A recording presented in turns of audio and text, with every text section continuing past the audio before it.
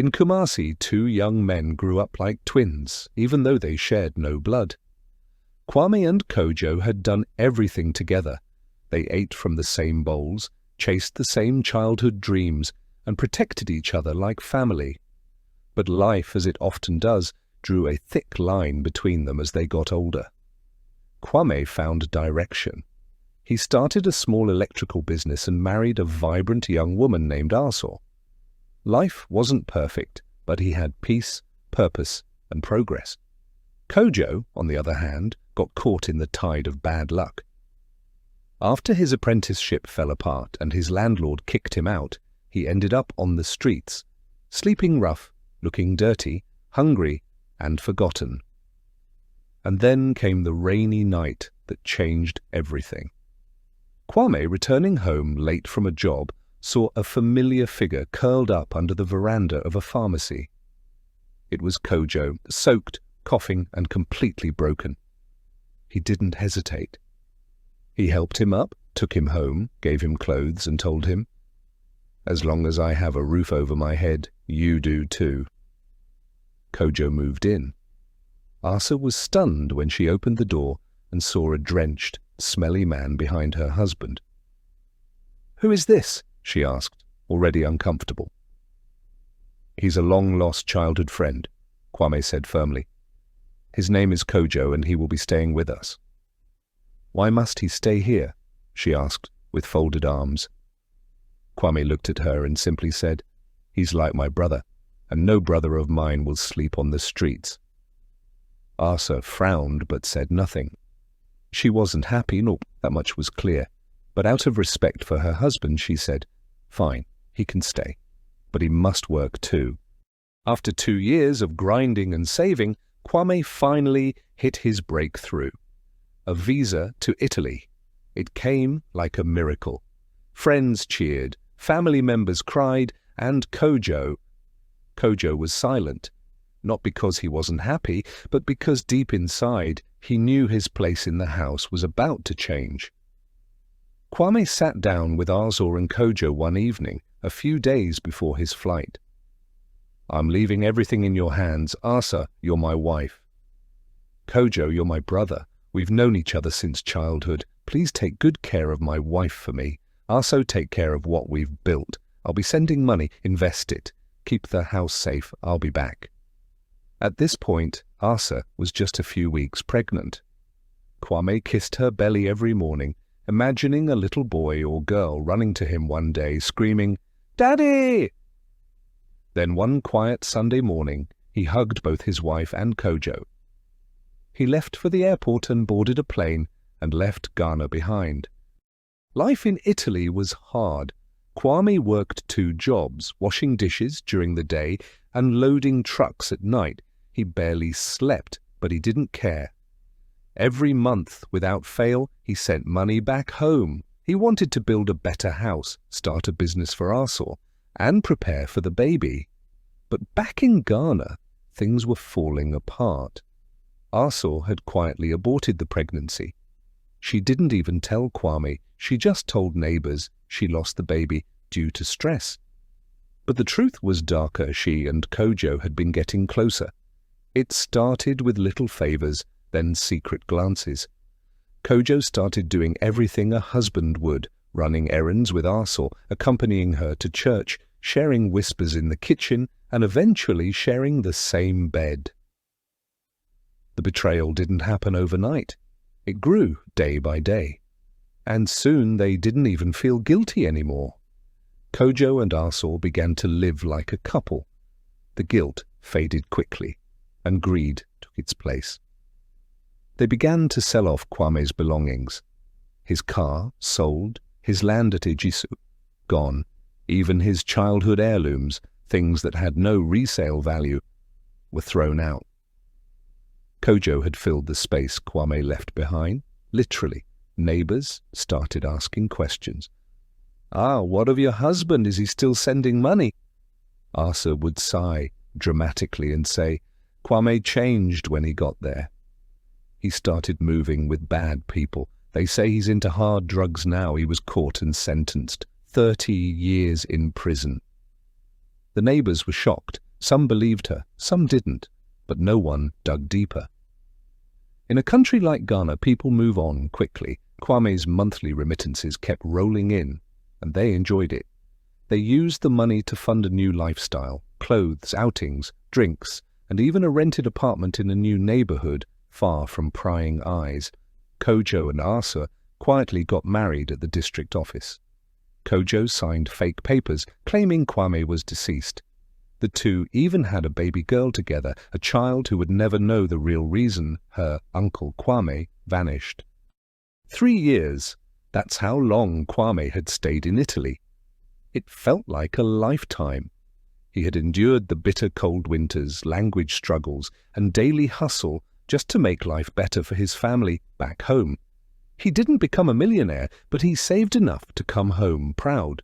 He bought a few electronics for the house, some baby clothes for the child he believed was his, and even got a small gold chain with the letter engraved, something he planned to give his son or daughter. He didn't inform anyone he was returning. He wanted to surprise them, Kojo, Arsor, the neighbors, everyone. But the surprise would end up being his. When Kwame landed at Kotoka International Airport, his heart raced with excitement. As he rode a trotro from Accra to Kumasi, he imagined Arsor's reaction. He pictured her tears, the joy on her face, the warm hug, the kiss, the baby calling him Daddy. He even rehearsed the speech he would give when he saw Kojo. "Hey, Coach, you really held things down for me. God bless you." But when he arrived at his house in Kumasi, something was off. There was a new gate. The wall had been repainted. The flowers he planted with Arsor had been uprooted. He knocked. A woman came out, someone he had never seen before. "Good afternoon. I'm looking for Arsor. This is her house," he said with a smile. The woman looked confused. "Arsor? Oh, she moved out years ago. A man named Kojo sold this house. I bought it." Kwame's smile vanished. Kojo, my friend?" "Yes, they used to live here, but I think they moved to Tech Junction. I can give you the agent's number." Kwame walked away, slowly, stunned. Something wasn't right. He made his way to a few old neighbors, and one after the other, they gave him the same kind of look. Shock, pity, shame. One old woman sat him down and said, "Kwame, they said you were in prison in Italy. Arsor said you got involved with cocaine and were jailed for 30 years. We didn't know what to believe again." Kwame was silent. He didn't show any emotions.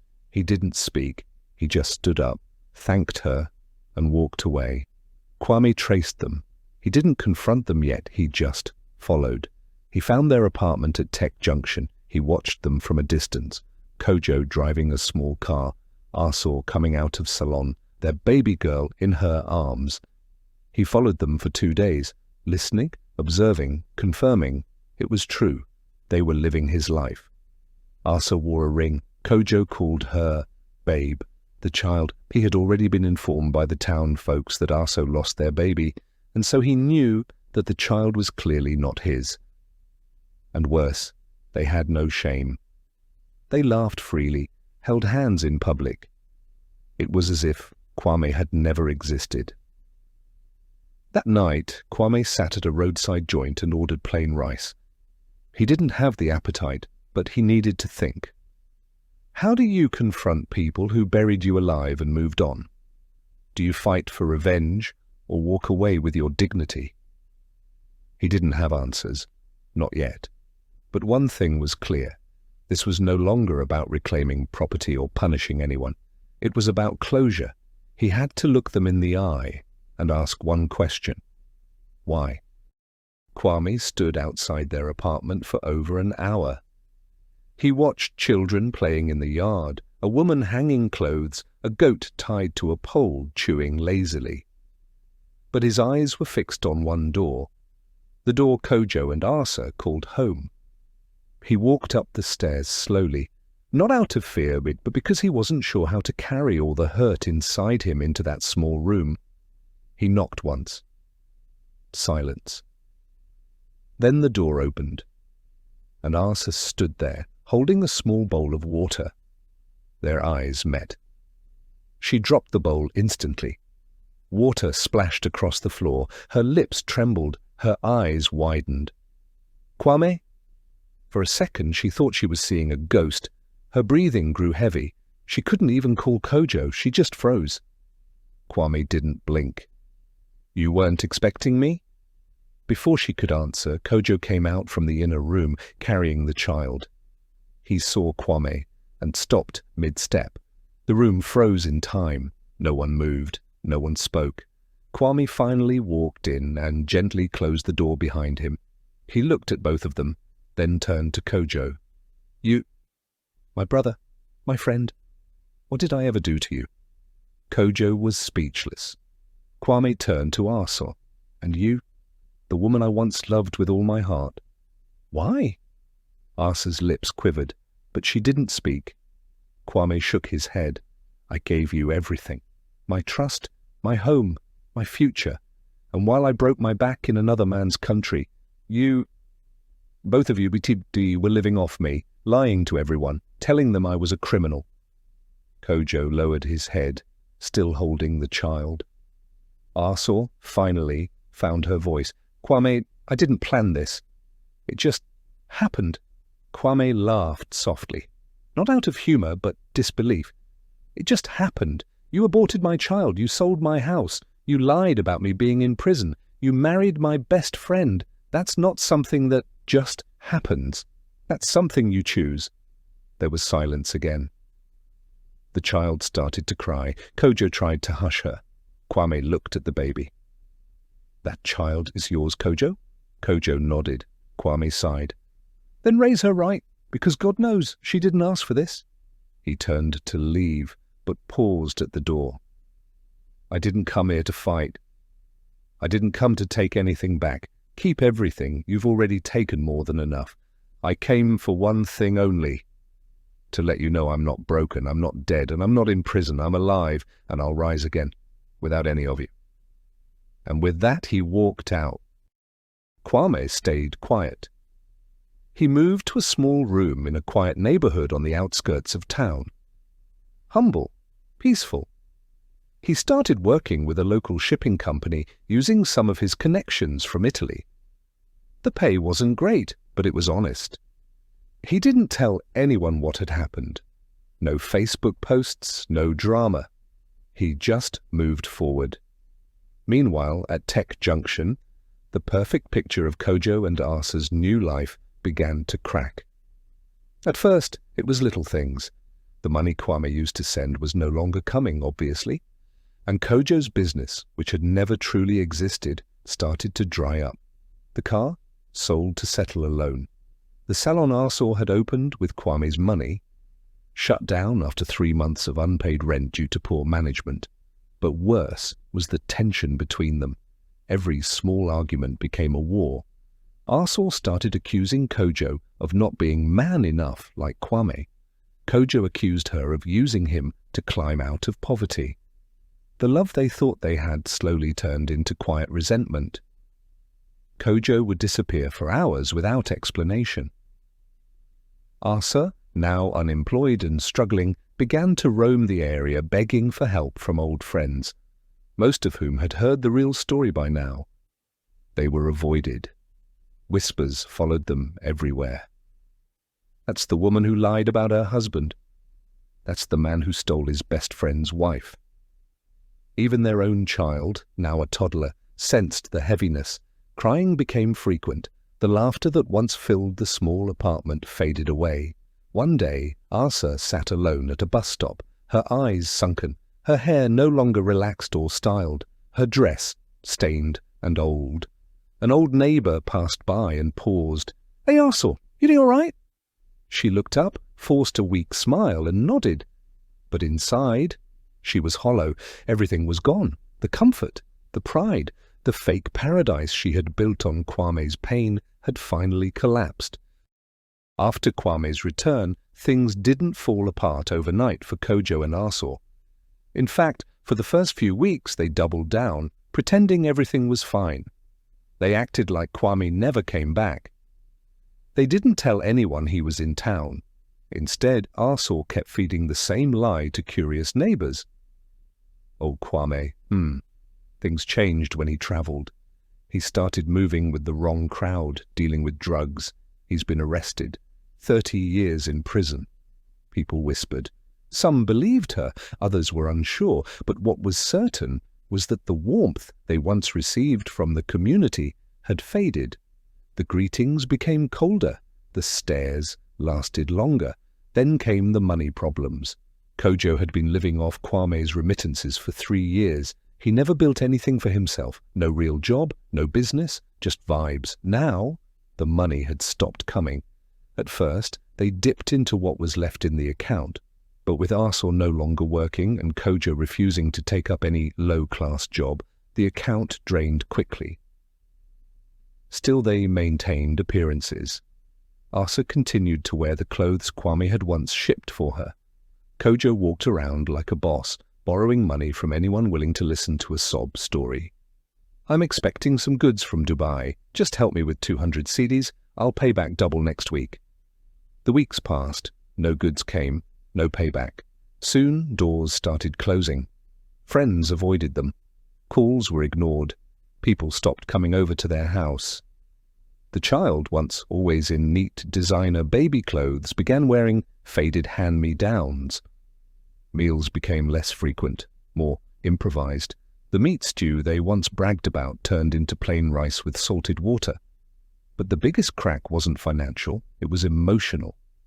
Arsor and Kojo had never really known each other outside of stolen moments and secret affairs. Now that they were forced to live real life together, everything changed. Arguments became frequent. It started with petty things. Kojo's refusal to bathe the child. Arsor's constant comparison of Kojo to Kwame. At least Kwame would have built something with the money. Look at you, but you've finished everything on food and gambling. Kojo, already frustrated, would snap back. If Kwame was so perfect, why did you betray him? You think you're better. You killed your own baby for me. Silence would follow. And then tears. Each day chipped away at what little love they thought they had. The betrayal they once committed together now stood between them, like a ghost that refused to leave. One night, Kojo came home drunk. Arsor, holding the sleeping child, stood by the door and said nothing. Kojo looked at her, shaking his head. "You know, sometimes I wonder if we cursed ourselves." Arsor said nothing. She just walked away and closed the door behind her. Weeks turned into months, and the silence around Kojo and Arsor grew louder.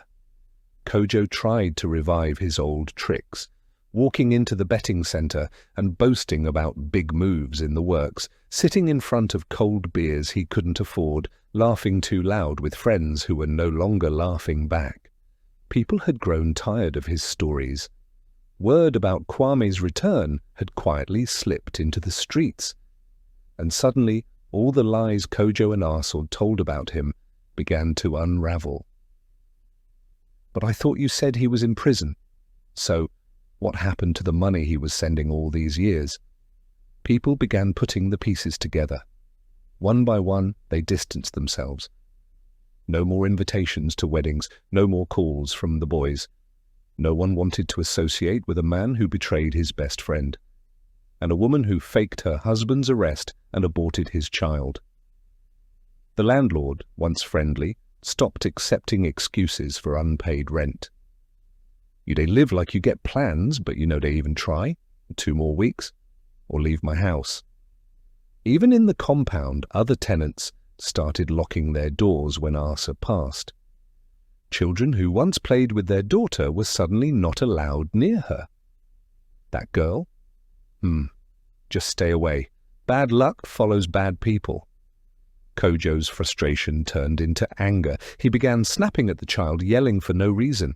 Sometimes he wouldn't return home for days, and when he did, his shirt reeked of sweat, alcohol, and regret. Arsor, now a shadow of her former self, would walk to the local market every morning, hoping to get leftovers from vendors. Sometimes they pitied her. Other times, they simply waved her away. She started selling her clothes, the fancy dresses and high heels Kwame once sent from Italy. Now they were laid out on old fabric at the roadside, sold for a fraction of their worth. But what truly broke her was the loneliness. She had no one. Her family had warned her about Kojo long ago. Friends from her past life were either avoiding her or mocking her behind closed doors. Even the church she used to attend no longer welcomed her warmly. She would sit on the edge of the bed at night, staring at the ceiling fan as it turned slowly. "What have I done?" She whispered it often. Kojo, on the other hand, had grown cold. He no longer looked at Arsor with affection. The guilt had eaten away at the last bit of love. One evening, as they sat in silence, eating gari soaked in water, he said it, not with malice, but with painful honesty. "We had everything, and we destroyed it." Arsor didn't respond. She just kept chewing slowly, and cried while doing it. The baby, now a little over a year old, had become the only thing binding Kojo and Arsor. But even that thread was fraying. One rainy evening, the three of them were home. Water was leaking from the ceiling. The power had gone out. The room was dark, lit only by the flickering light of a small rechargeable lamp. The baby was crying. She hadn't eaten all day. Kojo sat in a chair, his face blank. His shirt was wet from the rain, and his slippers were muddy. He hadn't said a word since he returned home. Arsor, holding the child, looked at him and snapped, "You're just going to sit there and do nothing? The baby is hungry." Kojo didn't look up. "And what do you want me to do? You think I pluck food from trees?" Arsor hissed and stood. "You weren't like this when Kwame was sending money." That was the spark. Kojo rose slowly from the chair, eyes blazing. "Don't ever compare me to that man again, ever." "Why? Because deep down you know you'll never measure up." He clenched his fists. "You think you're so holy? You killed his child, Arsor. You aborted a baby for me, and now you want to act like you're better than me." She froze. His words were sharp, like a blade. She didn't reply. Instead, she sat back down, placed the baby on her lap, and looked away. Days later, Kojo disappeared again, this time for 5 days. Arsor was forced to borrow money from a food vendor she used to mock. Humiliation washed over her with every bite of kenki she fed her child. On the 6th day, Kojo returned, this time with swollen eyes and a bruised lip. "What happened to you?" she asked, alarmed. "I owe some guys. I tried to dodge them. They found me." He sat on the edge of the bed, silent, then looked at her. "We need to sell the TV?" Arsor gasped. "That's the last thing in this house." "And I'm the last man holding this house together," he snapped. Arsor turned away. She couldn't take it anymore. Later that week, she went to her mother's house, not for food, not for shelter, just to cry. The same mother who warned her about Kojo. She didn't even say, "I told you so." She just held her daughter while she wept like a child. That night, when Arsor returned, the TV was gone. And so was Kojo. No note, no call, nothing. For 3 days, she didn't hear from him.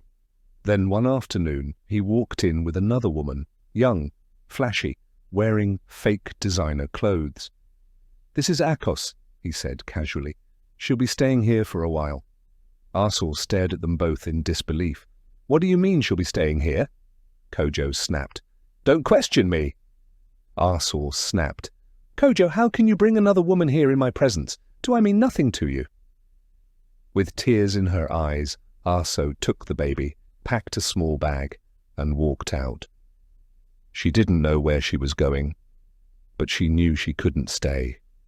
Alone, broke, betrayed by the very man she gave up everything for. Now, she was the one cast out. When Kwame returned to Ghana, he didn't go straight to the house he built, the one that was sold by Kojo and Arsor. He went to his mother's home in Kasoa. It was a small place, chipped paint, cracked windows, a broken gate, but it was still home. His mother cried when she saw him. They said you were in prison. Some said you died. He hugged her tightly. I heard all the lies, but I'm here now, Ma. For the first week, he didn't step out much. He needed time to heal, not physically, but emotionally. Everything he had built was gone. Everything he trusted had been broken. But Kwame wasn't the same man who left years ago. Europe had changed him, not just in wealth, but in mindset. He'd worked factory jobs, done long hours in kitchens, sometimes slept in hostels. But he'd saved wisely, invested in skills, and kept his heart steady. So while Kojo and Arsor were crumbling, Kwame was already building his comeback, piece by piece. He started a car rental business with 3 used vehicles he imported. It didn't take long before people noticed. The guy who was supposedly in prison was now moving silently, renting out Toyota Corollas and Hyundai Elantras, working with Uber drivers, doing business with wedding planners. No flash, no noise, just discipline. One afternoon, a mutual friend, Yor, came to visit him. "Bro, you're different." Kwame smiled. "I had to be." "Do you want to take back your house, your properties? You can sue Kojo. People will back you." Kwame paused, then said, "No. Let them have it. I've already moved past it." Yor shook his head, surprised. "You're really not going to fight them?" "I don't need to. I'm not the same man they betrayed. That man is gone." 3 months passed. Kwame had upgraded to 5 vehicles, with 2 drivers working under him. His customer base was growing. He enrolled in a business management course online and was planning to open a small office in East Legon. He even found love again. Ama, a teacher at a local primary school. Simple, smart, and full of grace. She didn't know the full story about Kwame's past, and he didn't rush to tell her. He was in no hurry to relive it. He was focused on building, not dwelling. Then, one day, at a junction near Kenishi, Kwame saw Kojo. He was thinner now, unshaven, selling second-hand phone accessories under a torn umbrella. Their eyes met. Kojo froze. Kwame didn't flinch. He gave him a slow, quiet nod, then got back into his car and drove off.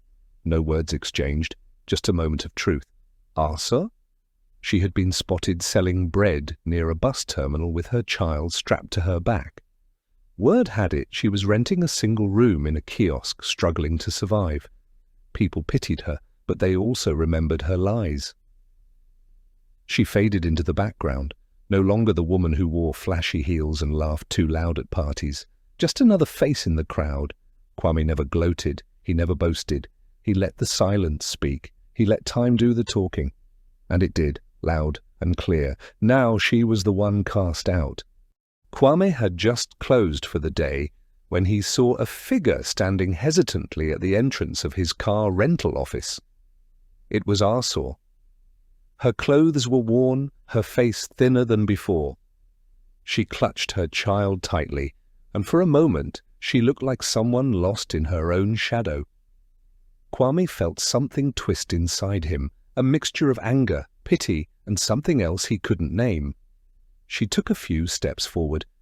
"Kwame, please, I know I don't deserve anything. I came to ask for your mercy." Kwame said nothing. "I've suffered, Kwame. Life has punished me in ways you'll never understand. I'm not here to ask for love or even forgiveness. Just help me stand on my feet. For my child." Kwame looked away.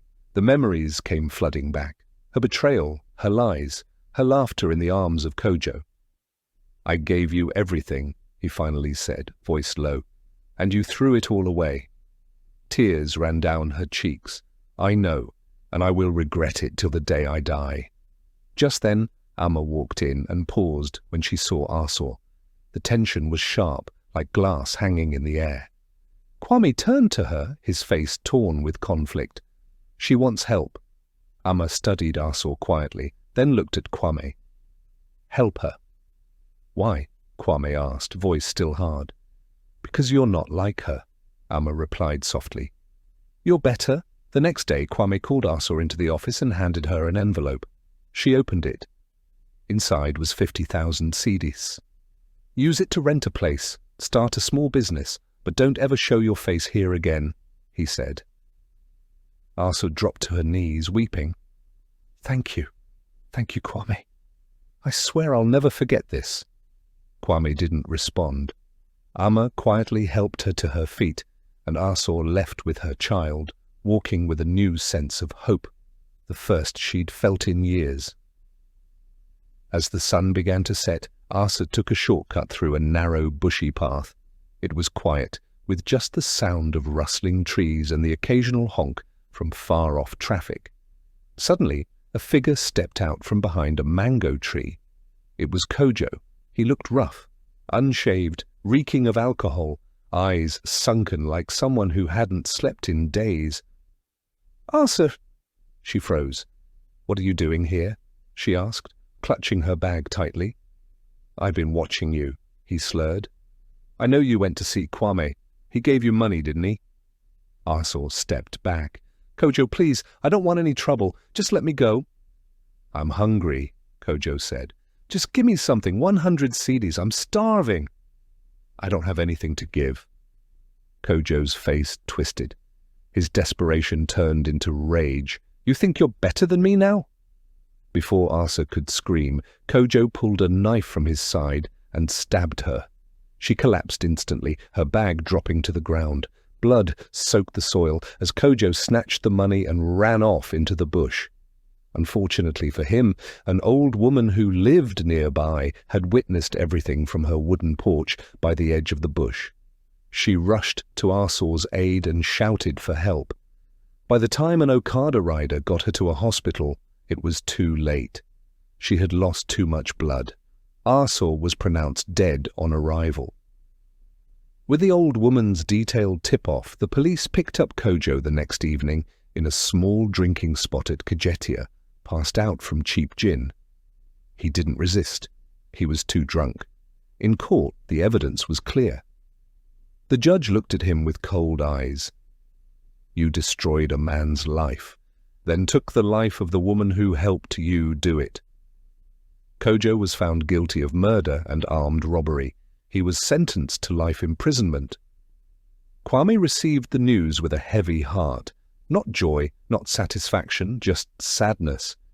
He didn't attend the funeral, but he paid for it quietly.